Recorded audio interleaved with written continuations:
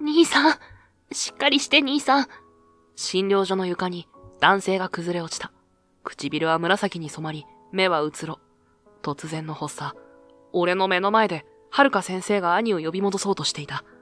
何が起きたのか誰も理解できず、ただ、空気だけが冷たく、張り詰めていた。事務員の俺は、その光景を呆然と見つめていた。だが、悠長にしていられない。この場で何かをしなきゃ、彼は。どうしたらいいの？心拍が下がってる。呼吸も浅い。このままだと、本当に兄さんが。遥先生の手が震える。普段は冷静な彼女の顔に、これほどまでの恐怖が浮かんでいるのを初めて見た。あの兄に、もう一度言葉を返させたい。そのために必要なのは、かつて俺が封印した、あれしかなかった。俺は受付裏に走り、埃をかぶったノートパソコンを起動する。ディスプレイが灯り、ターミナルにコマンドを打ち込む。これで救えるはずです。俺の声に、遥が目を見開いた。レン君、あなた、まさか、と息を飲む。でも、俺は何も言わない。名乗りもしない。ただ、キーボードを打ち続ける。このシステムが今、彼の命をつなぐ唯一の鍵だ。ディスプレイに浮かび上がった予測診断に、俺の手が止まった。間に合う。この処置なら、まだ間に合う。遥が、俺の言葉にすがるような目を向ける。この技術は、ある医療事故をきっかけに、封印されたものだ。でも今、その封印が解かれる時が来た。俺の名前は、加賀谷蓮。年齢は30を少し過ぎたところ。世間的には、そろそろ落ち着く年頃ってやつかもしれないけど、俺の人生は、少し前に大きく脱線したまま、未だに軌道に戻れていない。東京で医療 AI の研究をしていた。けど、今はそのことを誰にも話していない。いや、話せない。話したくないんだ。ここは、東北のとある小さな町。電車も1日数本しか来ないような場所だ。俺は今、町の診療所で事務員として働いている。仕事の内容は、受付、備品の管理、古びたパソコンのメンテ、たまに電球の交換まで。かつて高層ビルの研究室で未来を語っていた男の姿は、今この田舎にはどこにもない。けど、不思議と心は穏やかだった。その診療所は、小高い丘の上に立っていた。築年数は30年以上。外壁は、ところどころ剥がれ、風が吹けば木製の看板がカタカタとなる。けど、扉を開ければ、ほんのり消毒液の匂いと木のぬくもりが混ざったような空気が流れている。おはよう、レン君。今日も寒いね。そう言って声をかけてくれたのは、ベテラン看護師の佐伯さんだ。白髪混じりの髪をきっちりまとめて、動きは若々しいけど、実はこの診療所の創設当初からいるらしい。俺がここに来た初日も、彼女だけは俺の経歴を詮索せず、ただ、ありがとう来てくれて、と言ってくれた。おはようございます。ストーブもう少し強くしますね。そうね。午前の患者さんが凍えちゃうわ。佐伯さんは笑っているけれど、真冬のこの街はシャレにならないくらい寒い。玄関先にある長椅子には、すでに高齢のご婦人が一人、診察券を手にして座っていた。おはようございます、田中さん。今日はどうされました？また肩が重くてね。年かしらね。そう言いながら、彼女は俺に診察券を渡す。診療所には予約システムなんてものはない。全部手書きの受付表だ。それでも患者たちは時間を守ってやってきて、順番を静かに待つ。この、どこか時間が止まったような場所に、俺は逃げ込むようにしてきた。逃げてきたこと自体は否定するつもりもない。ただ一つだけ、自分に課していることがある。もう AI には関わらない。人の命に責任を持つ立場には戻らない。それが、ここで生きていく上での俺のルールだった。先生、今朝はちょっと遅いですね。俺が受付の後ろで時計を見ながらそう言うと、佐伯さんが目を細める。ああ、はるか先生ね。今朝は往診に行ってるのよ。川原さんのところ、夜中に発作があったって。一人で？いつものことよ。無理しすぎるって言っても聞かないんだから。はるか先生。この診療所をたった一人で切り盛りしている、篠原遥という医師だ。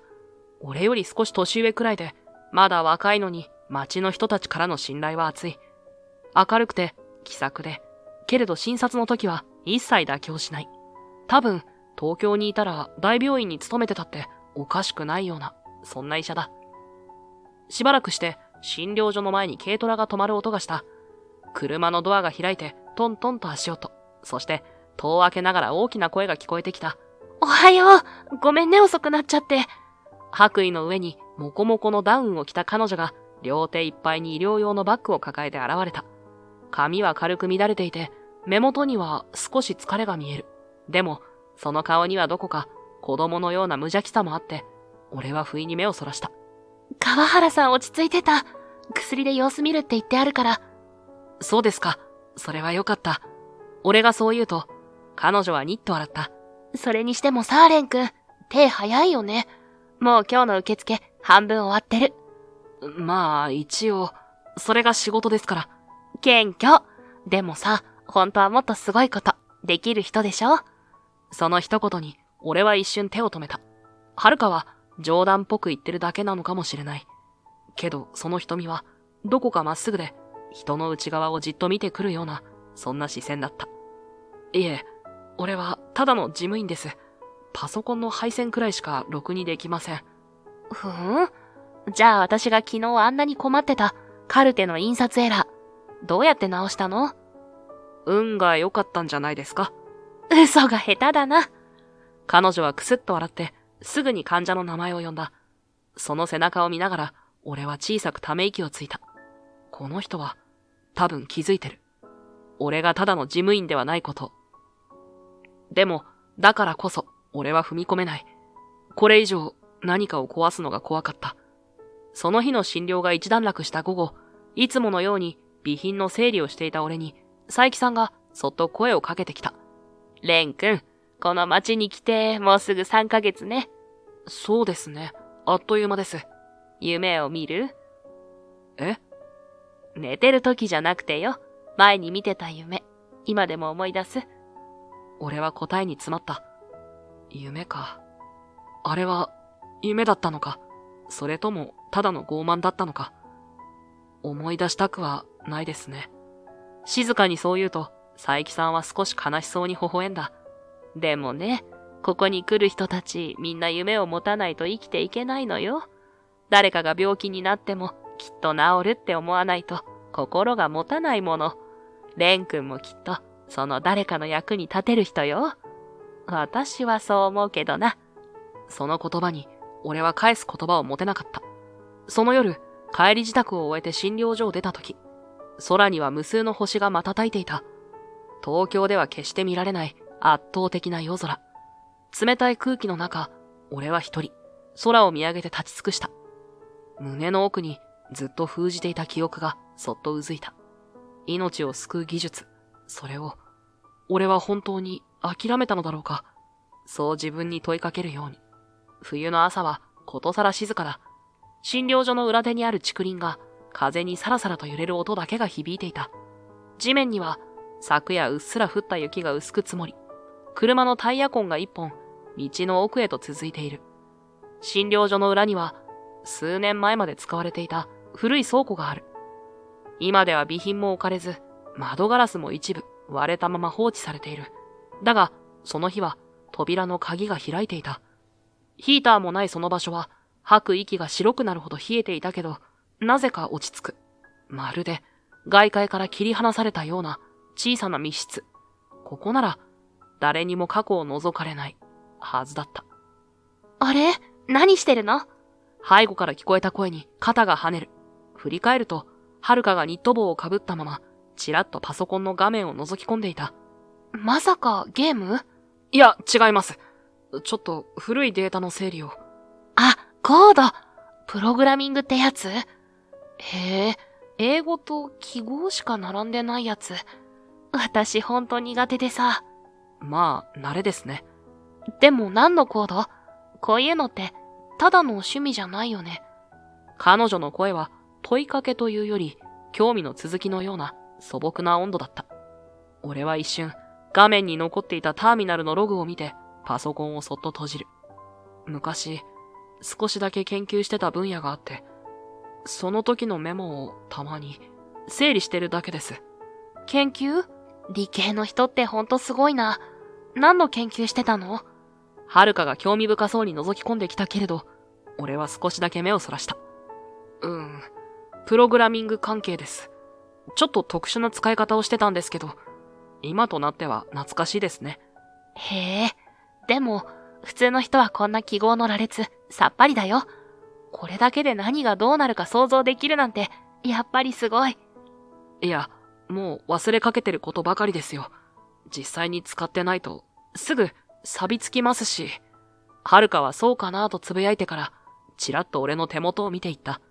でもなんとなく、今でも現役って感じがするよ。なんていうか、慣れてる手つきだもん。仕事好きだったんでしょ？その言葉に少しだけ胸が詰まった。昔は確かに好きだった。夢中でキーボードを叩いてたあの頃。ただ、今はまだ胸を張ってそうですとは言えない。まあ、当時はですね。はるかはそれ以上聞かず、ただ柔らかく笑った。そっか。でも、今も誰かの役に立ってるなら、きっとその経験も無駄じゃなかったんじゃないかな。彼女の言葉が倉庫の空気の中にふわりと溶けていく。俺は無言のままパソコンの画面を見つめていた。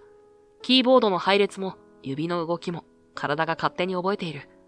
長く離れていたはずなのに、こうして静かな場所で向き合っていると、時間が巻き戻るような感覚がある。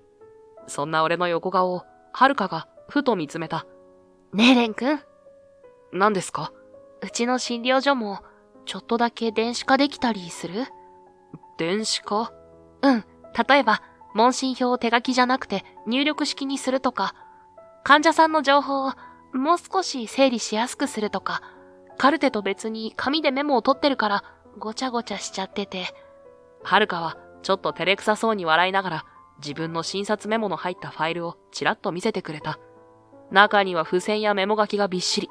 なるほど。確かに整理しきれない情報が積み重なっているのがわかる。大きな病院みたいに本格的なシステムは無理でも、簡単に使えるツールとか、何かないかなってずっと思ってたの。でも、私じゃ難しくて、そういうの得意な人がいればいいのにって、いつも思ってた。それが、俺ってことか。確かに多少なら組めますよ。複雑なことじゃなければ割とすぐ作れますし。ほんと？やった。でも無理してない？大丈夫です。簡単なものであれば。実は俺もアナログよりデジタルの方が慣れてるので助かります。それにミスも減ると思いますよ。はるかはパッと笑った。じゃあ、お願いしてもいい？診療所電子化計画、指導ってことで。そのネーミングどうなんですか？いいじゃん。ワクワクするでしょ？俺は小さく笑ってノートを閉じた。まさかこんな場所でこんな風に技術を求められるとは思っていなかった。でも必要としてくれる誰かがいて、それが目の前にいるというだけで、俺の手はもう少しだけ未来を描いてみようと思えた。その日からだ、診療所に少しずつ変化が生まれ始めたのは、最初に取り掛かったのは問診票の電子化だった。紙に手書きしていた起用歴や生活習慣の聞き取りをタブレット入力に切り替えた。年齢、主訴、服薬歴などを入力すると、診察前に事前情報としてまとめられ、はるかの手元に届く。もちろん、仕組み自体はごくシンプルなものだ。けれど、これだけで診察の流れは格段にスムーズになった。ねえ、レン君、これすごく助かる。この患者さん、最初は肩が痛いだけって言ってたんだけど、事前入力の項目に夜間に悪化ってチェックがあって、そこから別の可能性が見えてきたの。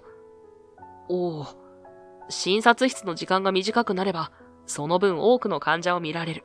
電子化されたデータから、これまで見落としがちだった情報も拾いやすくなった。はるかはその変化を嬉しそうに受け止めていた。仕事めちゃくちゃはかどる。もっと早くやればよかったかも。笑いながら書類を整理するはるかを見て、俺も小さく笑った。システム自体は簡単なものだけど、それでもこの町の医療にとってはちょっとした革命だったのかもしれない。やがて噂は町の中に広がっていった。はるかちゃんのとこ、最近早く見てもらえるんだってね。この間息子が見てもらったんだけど、早かったし、ちゃんと説明してくれたって。診療所の待合室は連日賑わうようになった。杖をついたお年寄り、親に手を引かれた子供、農作業帰りの夫婦、顔ぶれは様々だけど、みんながここで見てもらえる安心感を求めて集まってきていた。大きな病院はね、行くまでが一仕事でしょ。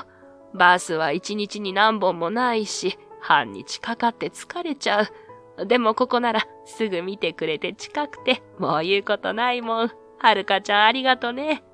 私だけじゃないですよ。はるかは少し恥ずかしそうに笑って答える。システムを作ってくれた人がいたから、私もこうしてたくさんの人を見られるんです。へえ、あんたかい。えらいもん作ったね。ありがとよ。患者の一人が俺に握り拳のようなおにぎりを手渡してくれた。他にも漬物、煮物、手作りのもなか。気づけば、診療所の一角には地元の人たちのお裾分けが山のように積まれていた。その日の診療が終わった後、佐伯さんが、今日は子供迎えに行かなきゃでごめんね、と帰って行った後、俺とはるかは残されたおにぎりとほうじ茶を持って待合室の隅に腰を下ろした。すごいね。診療所がこんなに賑わうなんて、昔は想像できなかった。はるかがおにぎりを一口かじりながらぽつりと言った。昔。うん。私が子供の頃の話。ふっと彼女の表情が柔らかくなる。ここね、昔はうちの両親がやってたの。父が医者で、母が看護師。今みたいに大きな病院もなかったから、みんな先生のとこって呼んで通ってた。へえ。夜中に急患が来ることもあったし、母は家に戻れないことも多くて、でも診療が終わった後はね、こうしてみんなでご飯を囲んだの。父が簡単なおかず作って、母がそれをお皿に並べて、兄と佐伯さんもいてさ、今日は無事だったねって笑い合って、懐かしそうに目を細めるはるかの横顔に、俺は言葉を失った。私は、あの時間が好きだった。診療所って、ただ病気を治す場所じゃなくて、人の暮らしの一部になれる場所なんだって、子供ながらに感じてた。そう言って、彼女はおにぎりをじっと見つめた。だから、やっぱりここを守りたい。設備は古くても、人手が少なくても、誰かがここで踏ん張ってたら、きっと街は変わるから、そう信じてるんだ、私。俺は握っていた湯飲みを見つめながら小さくうなずいた。そんな思いがあったんですね。俺なんかで力になれるなら、これからも頑張ります。はるかが驚いたようにこちらを見て、ふっと微笑んだ。ありがとう、レン君。そう言ってくれるだけで、なんだか心強いよ。その夜、診療所の窓から見上げた星空は、あの日、ここに来たばかりの時よりも少しだけ眩しく見えた。それから数日後、診療所は今日も満員御礼だった。診療が終わりかけた夕方、診療所の前に黒い車が一台、音もなく滑り込んできた。助手席のドアが開き、現れたのは篠原光一、はるかの兄だった。黒のコートに細身のスーツ、都会の病院の空気をそのまま連れてきたような佇まい。診療所の木の引き戸の前に立った瞬間、どこか場違いな冷たさが漂った。久しぶりね、兄さん。受付に立っていたはるかの声がいつもより少し硬い。ずいぶん賑わってるみたいじゃないか。光一はあたりを見渡す。待合室には今日も診察を終えた患者たちが数人談笑していた。その光景をまるで冷静な第三者の目で見下ろすように光一は続けた。噂は聞いてたよ。最近やけに賑わってる診療所があるって。どうやら電子化とやらで田舎の人たちをうまく納得させてるらしいな。光一の声は静かだけれど、はっきりとしたトゲがあった。それを聞いた瞬間、はるかの顔から笑みが消える。うまく納得させてるって、何？私はただ、患者さんが少しでも安心して、診察を受けられるようにって思って、やってるだけよ。安心ね。じゃあ聞くが、もしお前の簡易なシステムのせいで、何か見落としがあったら誰が責任を取る？だから、ちゃんと自分の目でも見てる。あれはあくまで補助であって、診断を丸投げしてるわけじゃない。補助だろうがなんだろうが、道具に頼りすぎた医療は脆い。お前のその何とかしてあげたいって感情が一番危ういんだよ。この診療所もそうだ。光一の視線が突然俺に向けられる。君が、かがやくんだね。はい。事務を担当しています。事務員にしては少々目立ちすぎてるようだ。いくらテクノロジーがあっても、この場所に未来なんてない。君がやってるのはただの延命だ。そうは思わないか？その言葉は穏やかに発せられたのに、確かに胸の奥を刺した。だが、それ以上に反応したのははるかだった。彼は関係ないでしょ？彼を巻き込まないで。私がお願いして、私の責任でやってる。だから、責めるなら私だけにして。光一の目が一瞬だけ揺れた。はるか。私は、この場所を延命なんて思ってない。大病院で何百人見るより、ここで一人の顔を見ながら話を聞く医療を私は信じてる。兄さんにはそれが無駄に見えるのかもしれない。でも、ここに来る人たちの中には、ここしか行けない人がいるの。その人たちにとって、ここがあるだけで救いになるの。私は、それを信じてる。甘い。甘くていい。私はそうやって、お父さんの背中を見てきた。お父さんがどうして夜中でも往診に出て行ったのか。どうして患者さんの名前を全員覚えてたのか。そういう医者の背中を見て育った。それは甘いって言われても、私はこの道を選んだこと、後悔してない。はるかの言葉は静かで、それでいて芯のある声だった。けれど、光一はそれを受け止める気など、最初からなかったのだろう。父に憧れてるなら、勝手にすればいいさ。吐き捨てるように言うと、光一はコートの裾を払って、きびすを返しかけた。だが、足を止め、振り向きざまに声を落とす。今日は、そんな話をしに来たわけじゃない。はっきり言っておく。ここ、診療所は早く立ち退いてもらいたい。その確認のために来ただけだ。はるかの目が一瞬見開かれた。町の再開発計画が本決まりになった。この場所はいずれ取り壊される。医療のためとか、町のためなんて綺麗事はもう通用しない。お前のやってることは、時間稼ぎに過ぎないんだ。いいか、はるか。ちゃんと考えとけよ。それだけ言うと、光一は振り返らずに診療所を出て行った。引き戸の音だけが妙に乾いた音を立てて響いた。今の、どういう意味ですか？静寂の中で、俺がぽつりと口を開いた。さっきまで彼らの言い合いを見ていた俺も、さすがに無視できなかった。立ち退くって、ここ、なくなるんですか？はるかはしばらく答えなかった。けれど、ゆっくりと息を吐いて、口を開く。町の開発計画で、この診療所の土地が対象区域に入ってるの。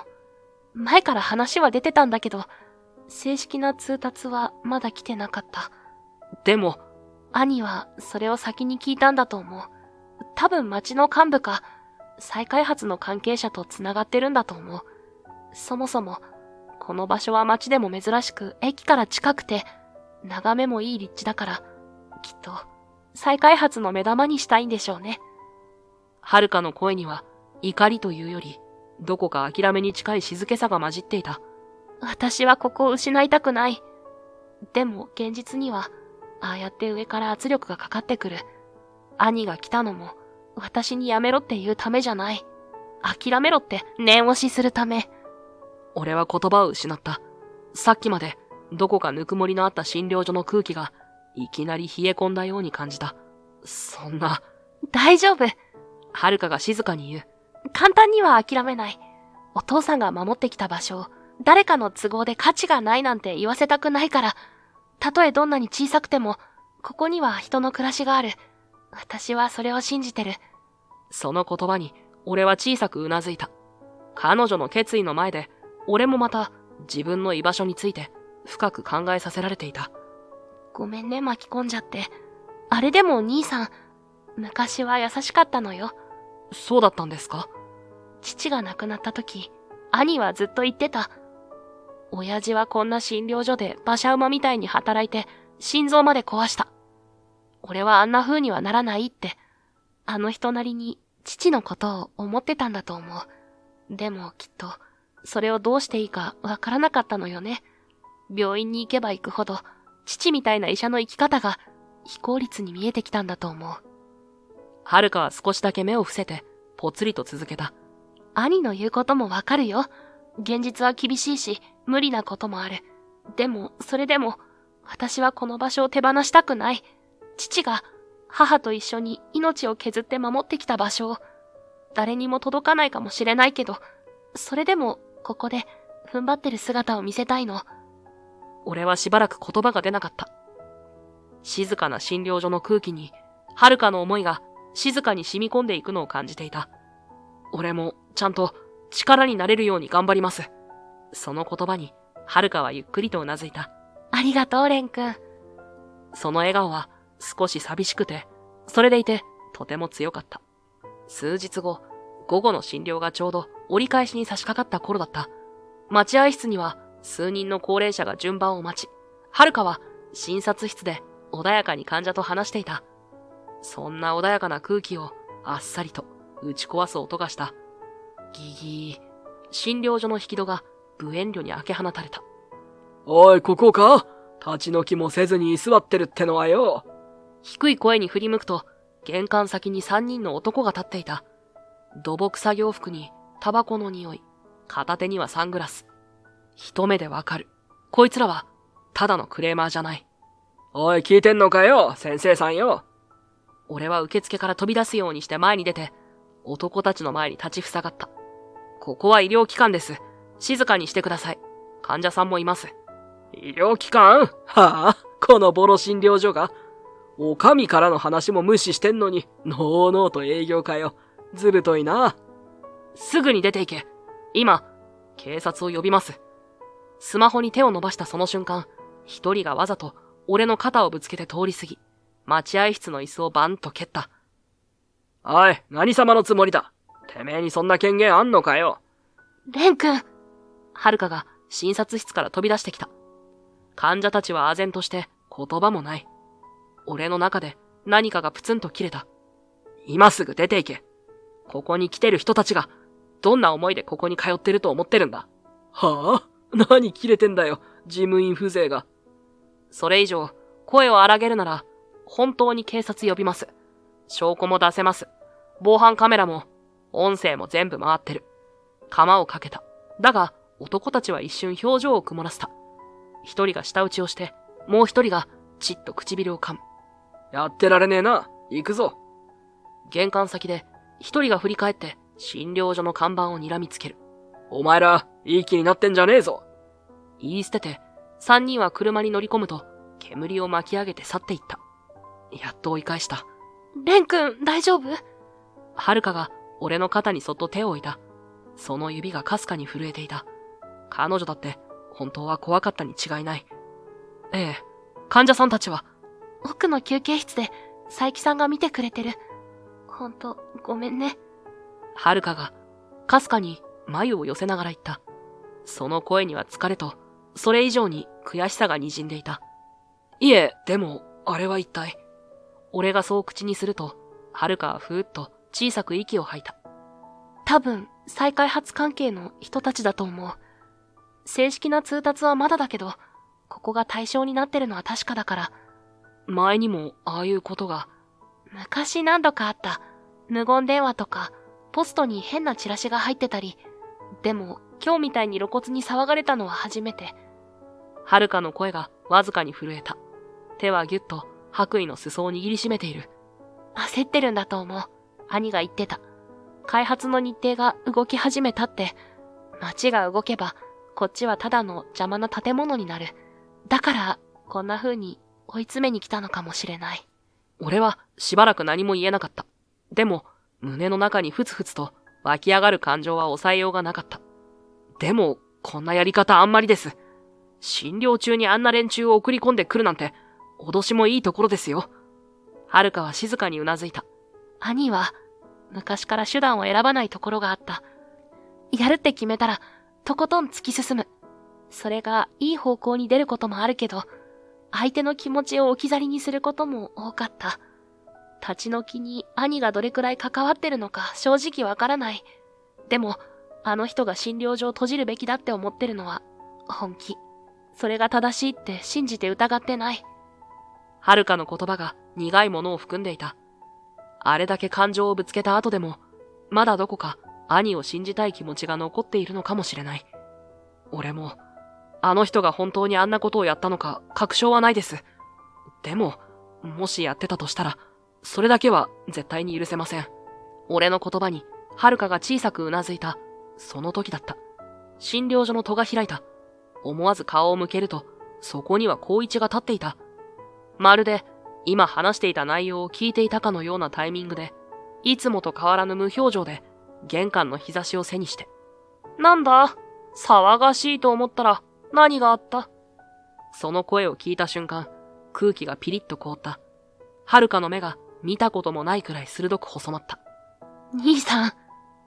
その言葉には、怒りというより、傷ついた感情の方が色濃く滲んでいた。俺も無意識にポケットの中のスマホに手を添えていた。もう何が起きてもおかしくない。そんな緊張が場の空気を支配していた。光一は診療所に入ってくると、あたりを見回しながら言った。何があった？知らないわけないでしょ？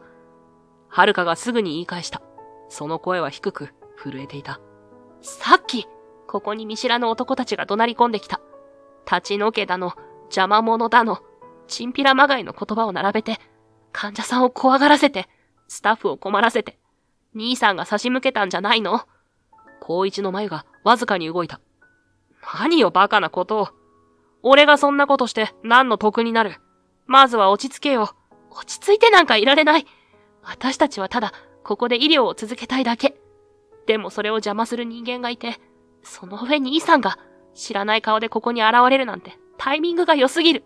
お前、俺がそんなくだらない真似をすると本気で思ってるのか？うん、思ってるよ。はるかはまっすぐに言い放った。兄さんなら目的のためにそれくらいは平気でやる。昔からそうだった。自分が正しいと思ったら他人の気持ちなんてお構いなし。相手が傷ついても困っても、兄さんは眉一つ動かさなかった。光一がわずかに顔をしかめる。だが、はるかは止まらなかった。父さんが亡くなった時だって、兄さんは一滴も涙を見せなかった。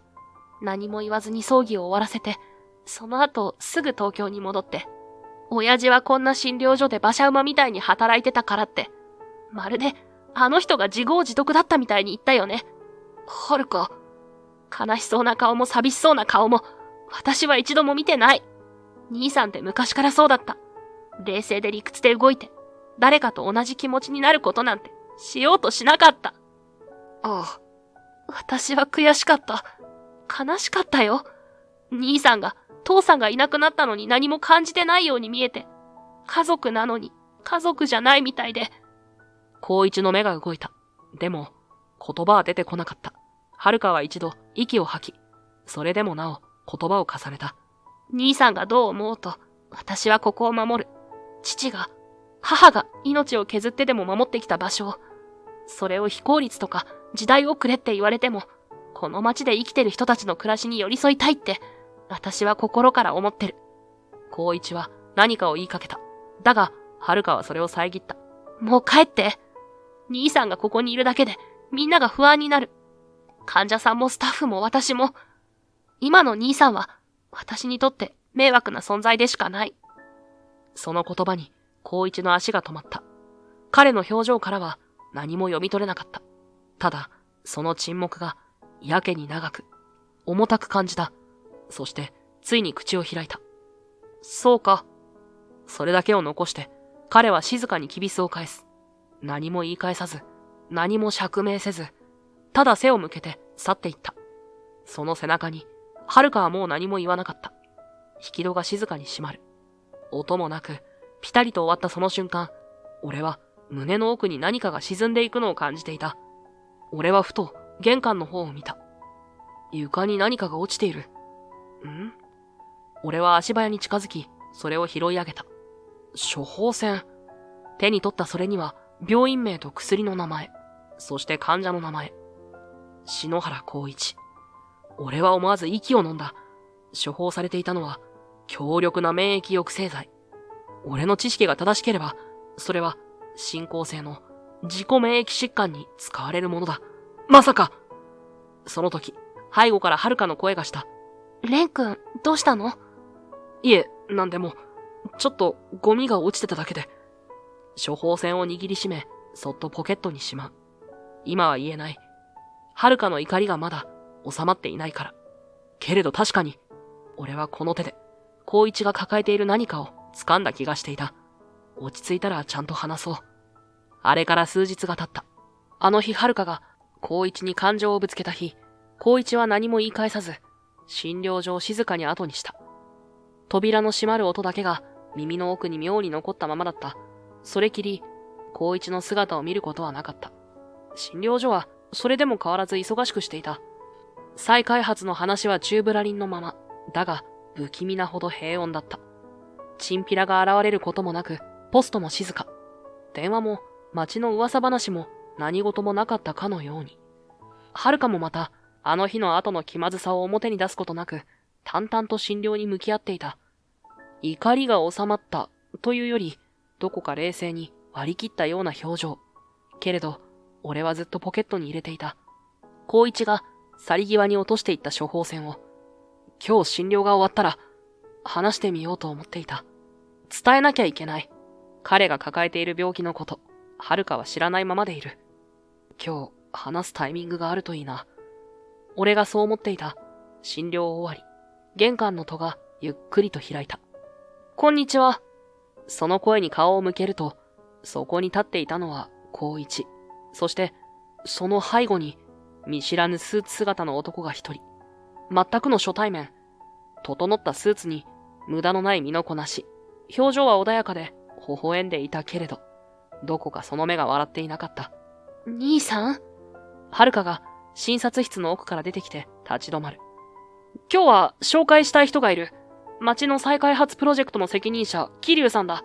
いろんな誤解があるようだから、一度ちゃんと話を聞いてみてほしくて。話を聞くだけでも、と思ってな。話だけならいいけど。どうも、桐生と申します。男がにこやかに名刺を差し出してきた。桐生開発株式会社、代表取締役、桐生浄土。名刺の裏には、都市整備局の委託プロジェクトの文字が刻まれている。見た目はどこにでもある企業名刺だが、ただの民間業者ではないことを静かに物語っていた。はるかは、その文字に目を留めながらも、表情を変えず、静かに椅子に腰を下ろした。そして、彼らに向き直ると、声を落としていった。今日はどういうお話で？はるかが抑えた声で尋ねる。いやいや、そんな構えなくて大丈夫です。再開発といっても、すべてを壊して更地にするなんて、極端なことは考えていません。むしろ、この町らしさを生かすのが我々のビジョンですから、古き良き町の顔を残しながら、新しい利便性を組み合わせていく、そういう方針です。じゃあ、ここ、診療所は？もちろん、完全に壊すなんてことはしませんよ。仮診療所を作って移転しつつ、建て替えを検討する。その間も、医療が途切れないように補助金を出す案も出てます。篠原先生がこの町に不可欠なのは、私も理解しています。私たち敵じゃないんですよ。ニコニコと語るその姿は、誰が見ても良識ある企業人にしか見えなかった。でも、この土地が欲しいのは事実なんですよね。はるかの声は冷静だった。そうですね。便利ですし、アクセスもいい。だからこそ、この場所には町の新しい象徴を作ろうという計画があるんです。桐生は笑顔を保ったまま、言葉を滑らせていく。その口調は穏やかだが、手元の資料を指す仕草には無駄がなかった。例えば、この診療所の隣には観光拠点となる交流施設、地元の食材を生かしたレストランや農産品の直売所、観光案内所などを集めた複合施設を予定しています。それに伴い、診療所の建物も一度更地にし、再整備、再建築という形で全面的にリニューアルしていただく必要があります。はるかの眉がピクリと動いたが、桐生はすかさず言葉を重ねる。ただ、もちろんその間も医療活動を止めるつもりはありません。仮診療所の設置もこちらでご用意しますし、医療機器の運搬、設置費用、さらには最新の医療設備導入の補助まで、すべて弊社と自治体の連携でサポートいたします。最新の医療設備まで？はるかが思わず言葉を挟んだ。ええ、篠原先生のような地域医療の第一線で活躍される方に、環境面でのご不便をかけたくないという思いがありまして、例えば遠隔診療対応の機器や検査データのデジタル管理システムなど、都心のクリニックに近い水準を想定しています。ご希望があれば他の機器もぜひご相談ください。そんなことまでしてもらえるんですか？もちろんですよ。桐生は微笑みながらはっきりとうなずいた。ここの診療所は町の宝です。小規模であっても、ここで命を守ってきた人たちの存在は、私たちの開発理念にとっても重要なんです。ここの皆さんを守るために必要不可欠な施設ですから、我々としても最大限協力したいと思っています。はるかは一瞬言葉を失ったように見えた。俺も聞いていて、思わず悪くないかもと一瞬思ってしまうほど。はるか！光一が横から口を開いた。俺の言い方が悪かったのは認める。でも俺は、もうはるかに何かあったら嫌なんだ。前みたいにあんな連中が来て、お前が怖い思いをするくらいなら、ちゃんとした場所で働いてほしい。兄さん、今のままじゃ危険がいつまたやってくるかわからない。はるか、お前は町のみんなを助けたいと思ってる。それはよくわかってる。でもな、俺にとっては、お前だって大事な家族なんだよ。その言葉に、はるかの目がかすかに揺れた。兄さん。光一は少しだけ視線を落として言葉を継いだ。父が亡くなった時、俺は確かに一粒も涙を流さなかった。お前はそう見えただろうし、実際泣く余裕なんてなかった。その声にはどこか乾いた痛みが滲んでいた。葬式の手配も、役所の手続きも、近所の挨拶回りも、全部俺がやった。母さんは病弱だったし、あの頃精神的にも限界だった。あの状況でもし俺まで感情的になってたら、うちは本当に壊れてた。だから俺は悲しむのを後回しにした。冷たい人間だって思われてもいいと思ってた。そうするしかなかったんだ。はるかは何も言えず、ただじっと兄の顔を見つめていた。ようやく実感が湧いたのは一周期の後だった。その日全部が終わって、ポツンと仏壇の前に座った時に、やっと涙が出た。バカだよな。今更って自分でも思った。声がほんのわずかに震えていた。俺はもう家族を失うのは嫌なんだ。だから、この診療所がどうとか、医療がどうとかじゃなくて、お前が孤独に傷ついて、潰れていくのが見ていられなかった。それが本音だ。しばらく沈黙が落ちた。そして、はるかの目からポロリと涙がこぼれた。そんなのちゃんと話してくれたらよかったのに。光一はほんの少し笑った。言っても、お前は頑固だからな。はるかは涙を手の甲で拭いながら、ぽつりとつぶやいた。あんなひどいこと言ってごめんね。迷惑な存在なんて本当は思ってなかった。兄さんが心配してくれてたの、ちゃんとわかってたのに。勝手に怒って、勝手に突き放してごめん。謝ることなんてないよ。光一がそっと手を伸ばして、はるかの肩に触れた。俺たち、ちゃんと家族だったよな。うん。はるかがコクンとうなずいた。その姿は、あの日診療所の裏で、おにぎりを食べながら笑っていた彼女とは少し違って見えた。涙はあったけれど、その先には確かな再出発の光が見えていた。その時だった。光一が突然胸を押さえた。顔がみるみる青ざめ、体を前に折り曲げるようにして椅子から崩れ落ちた。兄さん？はるかの叫び声が響く。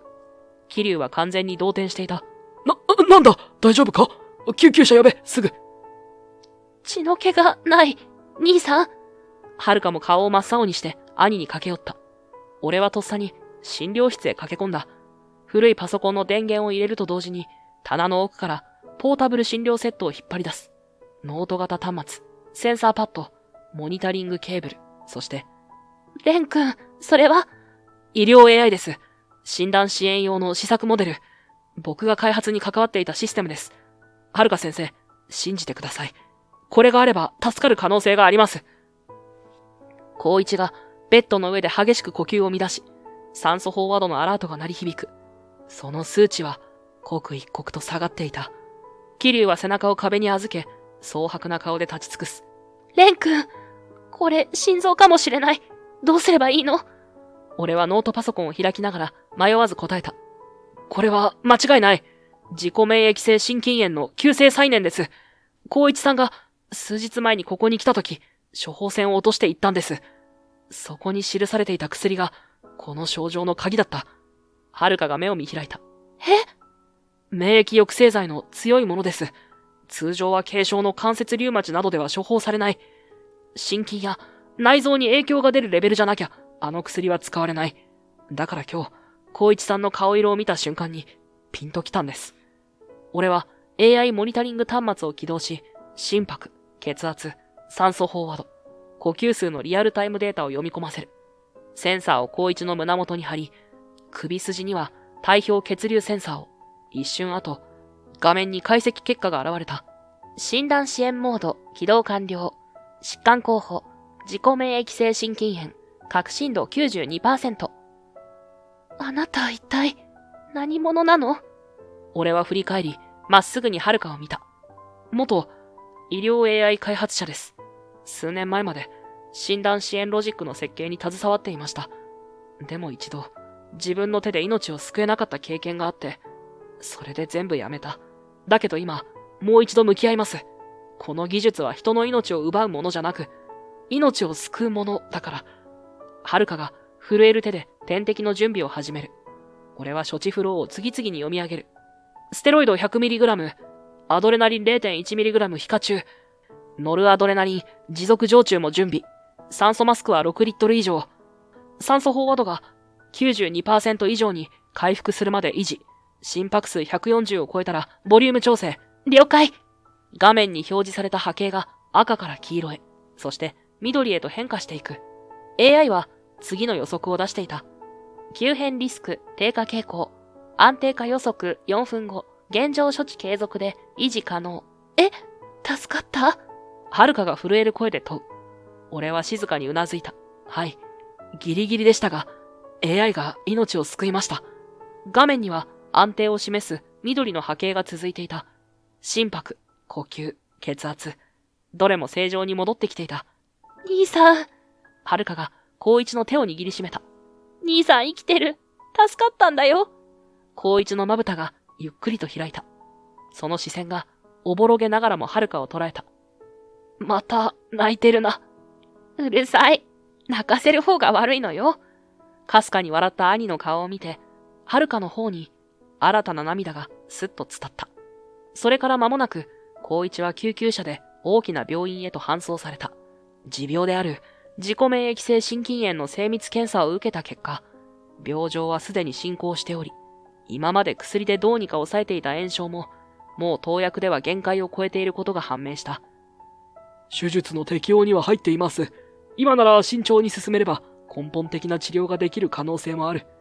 大学病院の主治医がそう説明してくれたとき、遥は安堵とともに静かにうなずいた。それにしても、応急処置がなければ正直危なかったですね。心電図、初見では見落としやすいパターンでしたが、あのタイミングでステロイドを即座に投与できたのは、誰かが対応されたんですか？その言葉に、隣にいた遥がすぐに俺を指した。彼です。うちの診療所で事務をしているんですが、元医療 AI の研究者なんです。その AI が導いてくれました。医師の顔が少し驚きの色を浮かべた。そうでしたか。AI もあれだけリアルタイムで解析ができるなんて、あれは民間にはないレベルですよ。いやー、本当に大した技術です。ありがとうございます。そう答えながら、俺は少しだけ視線を落とした。まっすぐ目を合わせるのがどこか気恥ずかしかった。その日の夜、診療所の控え室に戻ると、遥が湯飲みを手にして俺の前に座った。本当にありがとう、蓮くん。いえ、俺は。私多分一人だったら、あんな風に冷静に対処できなかったと思う。兄が倒れて、頭が真っ白になって、あの時蓮くんの声がなかったら、私何もできなかった。その言葉に、俺はようやく少しだけ肩の力が抜けた気がした。よかったです。本当に助かって。遥が静かにうなずく。そして小さく尋ねた。ねえ、蓮くん、一つ聞いてもいい？何ですか？その AI、最初から使うつもりだった？少しだけ間が空いた。けれど、もうごまかす必要はなかった。俺は小さく息を吸って、ゆっくりと話し始めた。正直、使うことをずっとためらっていました。東京にいた頃、医療 AI の開発チームにいました。ある時、その AI が良性と判断した病変が、実は初期の肺がんだった。再検査のプロトコルを無視した医師のミスだったんですが、メディアは AI の限界と叩いて、チームは解散、責任は誰のものでもなくなった。はるかは湯飲みを両手で包んだまま、じっと黙って聞いていた。でも、俺の中では終わってなかった。自分が設計したアルゴリズムが人の命を左右した。その重さが消えなくて、それなのに同じ時期に祖母が急に亡くなって、俺は命の近くにいながら大切な人も救えなかった。声が少しだけ詰まった。でも逃げたくなかった。だから AI も自分の過去も全部捨てて、ここに来たんです。ただの事務員として生き直すつもりで。それなのに、また向き合ってくれたんだね。兄の命を救うために。はるかの声が優しく染みた。AI は完璧じゃない。俺の作ったこれも、まだ支援レベルのものです。でも今日、確かに命をつなぐ手助けができた。ようやく、自分の技術が人を助けるものだって思えました。そう言った時、自分でも驚くほど声がかすれていた。でも、胸の奥にわだかまりのように張り付いていたものが、ほんの少し、音を立ててほどけていくような感覚があった。すると、目の前のはるかが、ふっと柔らかく笑った。そうだね。蓮くんがここに来る前にどんなことがあったのかは全部は知らない。でも今日見せてくれたのは確かだった。あなたの技術が人の命を救ったんだよ。迷いも傷も過去もあったかもしれないけど、それでも今日ここで誰かのために向き合ってくれた。私はそれをすごいって思う。その言葉が胸にじんと染みてきた。静かに、確かに胸の奥まで届いてきた。蓮くんはね、ちゃんと誰かの痛みを背負ってきた人なんだよ。だからこそ、あんなに懸命に動けたんだと思う。それって、誰にでもできることじゃない。あなたのしてきたことは、間違ってなかったんだよ。その言葉を聞いた瞬間、張り詰めていた何かがふっと切れた。気づいた時には、もう目から涙が落ちていた。声も出なかった。ただ静かに目元からこぼれていく雫を拭うこともできず、俺はうつむいて黙って泣いた。これが救われるってことなのかもしれない。ようやく自分の過去とちゃんと向き合える気がした。やっとここまでたどり着けたんだと思った。はるかはそんな俺を責めず、せかさず、ただそっとその場にいて、そっと俺の背中を撫でてくれた。ありがとう。蓮くんがいてくれて本当によかった。窓の外では秋の風が竹林をさらさらと鳴らしていた。その音に少しだけ安心を重ねるように、俺は静かに目を閉じた。高一の退院が決まった日、俺とはるかは病院の面談室を訪れた。退院前の最後の顔合わせという名目だったけど、どちらかというと、俺たちの方がお礼を言いに来たという気持ちだった。おお、来たか。病室の窓辺に腰掛けていた高一は、少しだけ痩せたように見えたが、顔色は悪くなかった。体調どうですか？俺がそう尋ねると、高一は小さく肩をすくめて笑った。まあまあだな。これ以上悪くなると妹が怖いしな。当たり前でしょ。はるかがきっぱり言った。ちゃんと自分の体大事にして。医者だからって自分だけ例外だなんて思わないでよ。言うようになったな、お前。高一はどこか嬉しそうに笑った。けれどその後、ふっと表情を緩めた。まあ、あの時は余裕なかったってのもある。桐生にいろいろせかされてたんだ。再開発に協力してくれれば、妹の診療所の移転費用も全部持つとか、跡地の医療監修もお願いできればとか、そんな話ばっかりだった。そんなの、ただの見返り目当てじゃない。わかってたよ。どこかでうすうすね。でも時間がなかった。あの時、はるかを守る手段が、それしか見えなかった。だから、つい強く当たってしまった。高一は、ゆっくりとはるかの方を見た。ごめんな、はるか。本当はお前のこと誰よりも信じてた。でも俺は不器用でさ、感情を素直に言えないまま、間違った守り方してたんだ。知ってたよ、ずっと。はるかの声は優しかった。お兄ちゃんが私を嫌ってるわけじゃないって。ただ、あの頃のお兄ちゃんは、あの診療所を見るたびに、お父さんが倒れた場所を思い出してたんだと思う。だから壊したかったんじゃない？無意識に。はるかがそっと言葉を差し出すように言った。高一は黙っていた。しばらくの沈黙の後、ぽつりとつぶやいた。そうだな。あそこに行くと、どうしても思い出すんだよ。あの午後のことを。彼の声は静かでかすかに震えていた。父さんが診察の後、椅子にもたれかかって、ふっと目を閉じた。最初は昼寝かと思った。でも違った。心不全だった。もう、どうにもできなかった。窓の外で、風が葉を揺らす音がかすかに聞こえた。それすら、彼の言葉を邪魔しないように感じられた。あそこに行くと、今でもふと、父さんが座ってる気がするんだ。でも、どれだけ呼んでも返事はない。そんな現実を、毎回突きつけられるのが辛かった。だったら、いっそ壊してしまえばって、それで全部見ないようにすればいいって、どこかで思ってたのかもしれない。目を伏せた光一の言葉に、遥はそっと声を重ねた。でも、いい思い出もあるでしょ。あの診療所には。父さんが夜遅くまで患者さんの家に往診に行って、帰ってきたら母さんとみんなでご飯を囲んでた日、患者さんからありがとうっていっぱい言われてた日。そういう日もちゃんとあった。光一は小さくうなずいた。あったな。確かにいい思い出もいっぱいあった。それも全部あの場所に詰まってたのに、俺は見ないふりしてた。いや、多分、一人で抱え込んでたんだと思う。遥が穏やかに微笑む。もう一人じゃないよ。ちゃんと話せば誰かが受け止めてくれる。私だって蓮くんだってみんながいる。光一はその言葉を噛み締めるように目を閉じて、それからゆっくりと言葉を絞り出すように言った。そうだな。もう一人じゃないな。遥がコクンとうなずいた。そして二人の目が合ったとき、そこにはもう言葉はいらなかった。長い間すれ違っていた兄弟の心がようやく静かに同じ場所に戻ってきていた。ああ、そうだ。俺はふと思い出して持ってきていたタブレットを開いた。なんかおかしいと思って少し調べてみたんです。桐生さんのこと。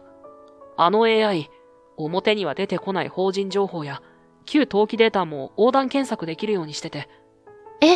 そんなのまで使えるの？まあ、自作の裏技ツールみたいなもんですけど、俺は画面を光一と遥に見せた。そしたら出てきました。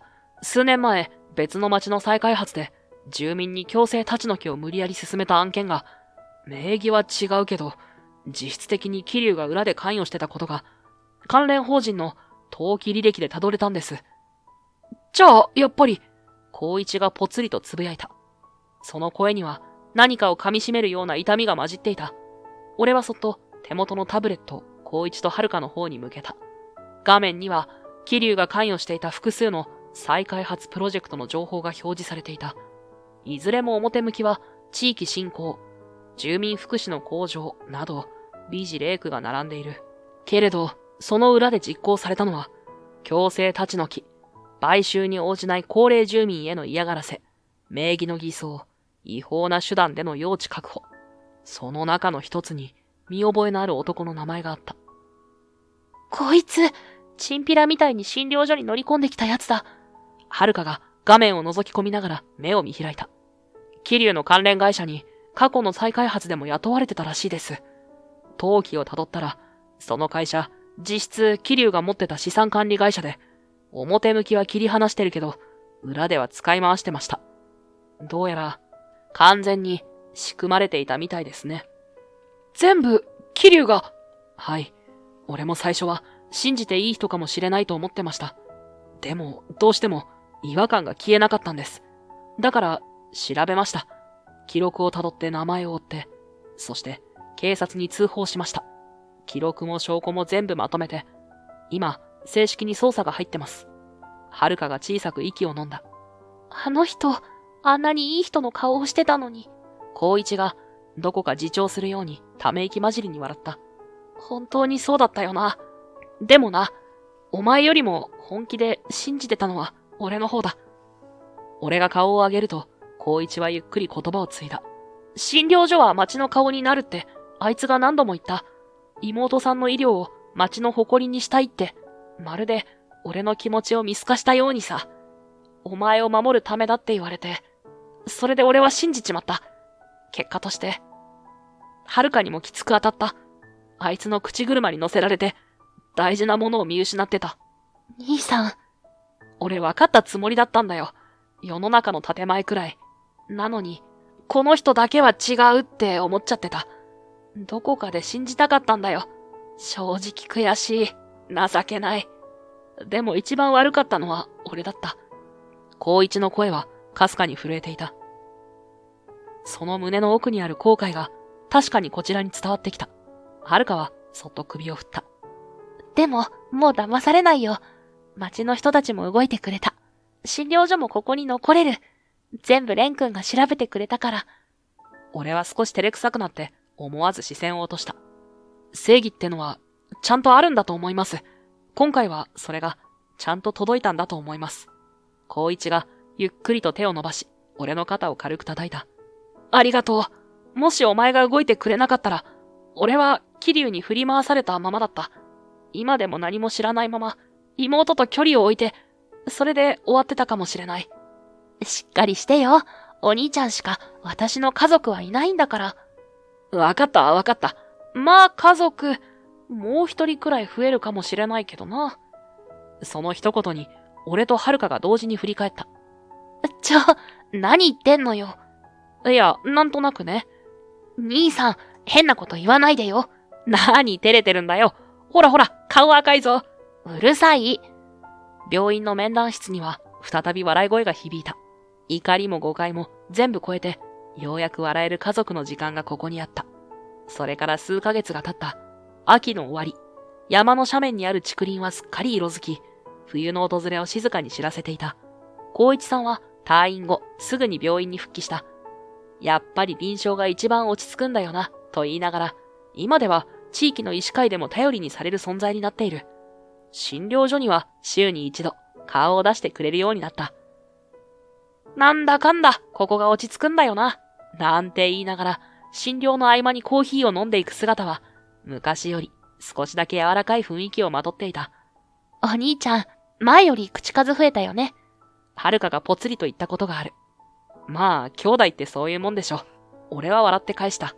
俺の手元のモニターには、いつも通り診療所の受付システムが立ち上がっている。けれど、画面の隅には、見慣れないオンライン診療依頼の通知アイコンが並び始めていた。東京の大学病院、地方のリハビリ施設、あるいは離島の小規模診療所からも、この AI 技術を活用したいと連絡が来るようになったのだ。きっかけは、あの日の応急処置の一部始終が匿名で学会に報告されたことだった。AI によるリアルタイム診断支援。それが話題になり、研究者たちの間で少しずつ波紋を広げた。再び論文を書く日が来るなんて思ってもみなかった。あれほど拒絶していた医療 AI という言葉に自分の名前が添えられていくことが今では少しだけ誇らしく思える。診療所の電子化はさらに進み、患者データは地域医療ネットワークと連携。高齢者の服薬管理、遠隔での健康チェック、オンライン診療、AI は今では町のもう一人のスタッフみたいな存在になっていた。町の人たちは言う。この診療所があるだけで安心する。AI なんて難しいことわからんけど、あの若い先生が使ってるなら大丈夫だ。篠原先生も笑顔が増えたよね。笑顔。そう、確かに増えた。はるかが患者と話すとき、俺と目が合ったとき、小さな商店で買い物をするとき、そして仕事終わりに二人で家に帰るとき、ある日、診療が終わった後、二人でベンチに腰掛けていた。はるかが空を見上げながらぽつりと言った。ねえ、蓮くん、未来って作れるんだね。俺は隣で静かにうなずいた。うん。たとえ遠回りでも、壊れたままの過去でも、誰かと一緒にいれば、また作れるんだって俺も思った。はるかがそっと俺の手に自分の手を重ねる。一緒にいてくれてありがとう。こっちこそ、ありがとう。空には、今夜も満天の星が浮かんでいた。静かで、でも確かに暖かい。俺の居場所はもうここにある。AI も、技術も、そして過去も、すべてがこの街で少しずつ未来へと変わっていく。この診療所から始まった物語は、今、新しいページをめくろうとしていた。